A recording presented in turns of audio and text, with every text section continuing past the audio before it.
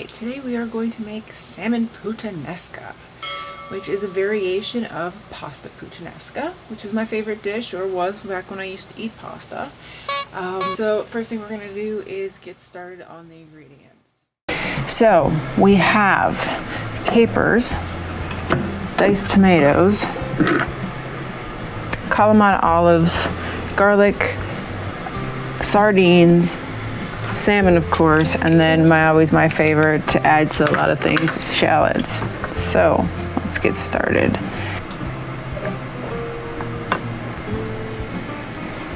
1 tablespoon of capers.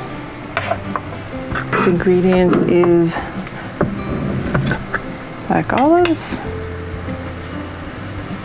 And this is sort of a dish that you can put together the amount of ingredients that you would like. So if you like a lot of black olives, add a lot of black olives. If you like a lot of capers, add some extra capers. It's not an exact science with this recipe, so just go with what you like the best. So we're gonna do that. This is a dish that originated in Nepal in the 20th century. My favorite origin story for this recipe is that it was created in the whorehouses of Italy.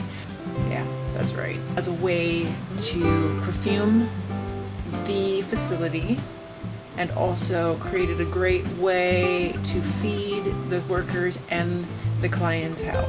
That is my favorite story about how this dish was invented. So we're just gonna keep cutting these up, just rip them up. Another great thing about this dish is it's a smash dish. Put in the S in smash. Well, one of the S's. Smash stands for salmon, mackerel, anchovies, sardines, and herring. The key nutritional facts about the smash fish: they are easier on your digestion. They're a great source of long-chain omega-3s. They are also full of difficult-to-source nutritional iodine, which is essential for your immune system and your thyroid function. They're also full of vitamin D and anti-inflammatory properties. The best way to source your smash fish is through wild-caught sources, and this is because it is both healthier for you and healthier for the environment. And we've got all of the black olives all tore up, and we'll set those aside with the capers, and we'll move on to the garlic and the shallots.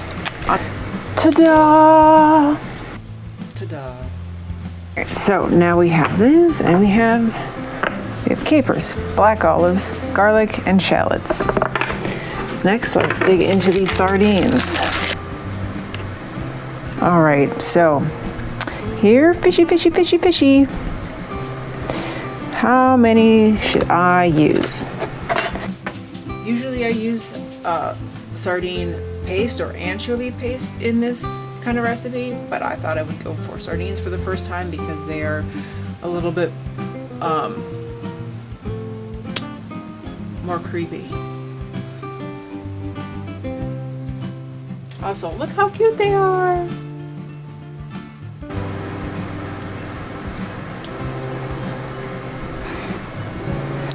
I think I'm gonna go light on these. Maybe just, I don't know how much that is. You know what? We'll find out how much that is. Set that on there and tare it or zero it out, as it's more commonly called now. And just add some of the fish there that I had into it. And we're gonna go with, you know what? Let's take a little bit of that out of here. Fishy. Let's call it good at 26 grams. And set that aside. And then move on from there. My cats are just not going to after this. Next, we're going to use 14.5 ounces of organic diced tomatoes. Look, it's already open. How convenient. So we'll set that aside. And then we have salmon, which I just got from Butcher Box. This is my first time using the Butcher Box salmon. I have used their ground pork and their ground beef recently, and it was very nice.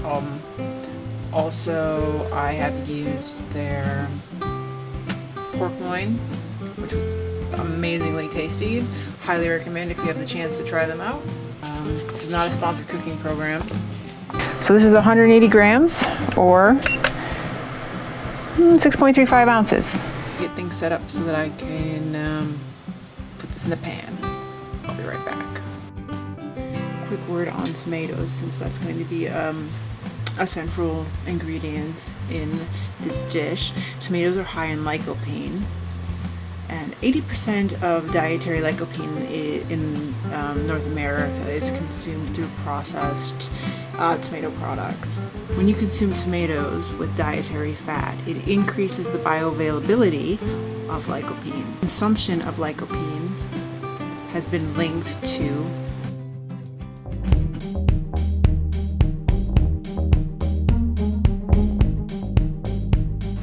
In addition, low levels of lycopene have been associated with an increase in psychiatric disorders. Alrighty, so this pan is nice and warm. There is some bacon fat in here from some bacon I cooked earlier, and I thought that would be delicious with the salmon, so that's a little bit of an addition to this recipe. I'm just going to put a tiny bit of avocado oil in there. Just remember that cooking isn't a science. Baking is a science. All right, that's going to be screaming hot, I think, right now. So I've pat this salmon dry, and then you always go skin side down first. We'll just stick that in there and let that get started.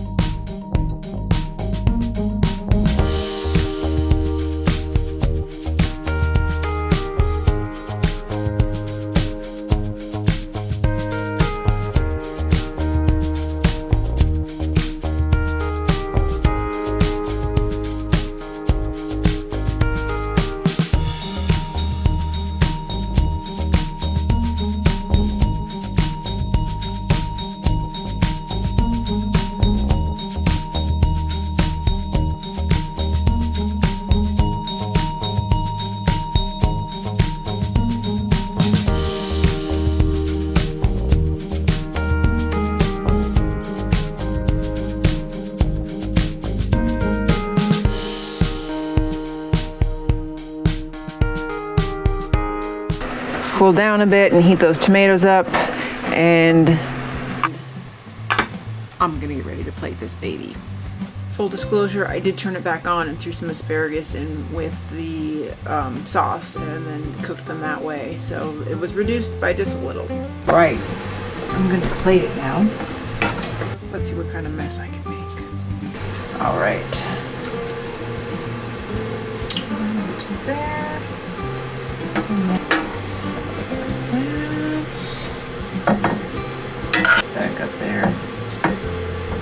All right. Let's put a little black pepper on that. Garnish it with some chili flakes. Maybe just a little bit of salt. And there you have salmon Puttanesca.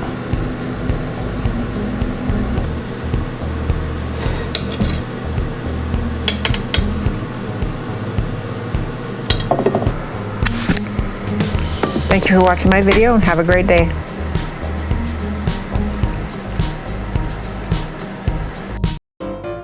So today I'm going to be making salmon Puttanesca.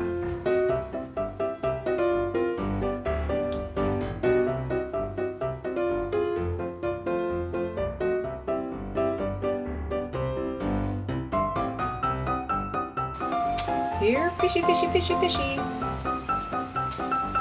How many should I use?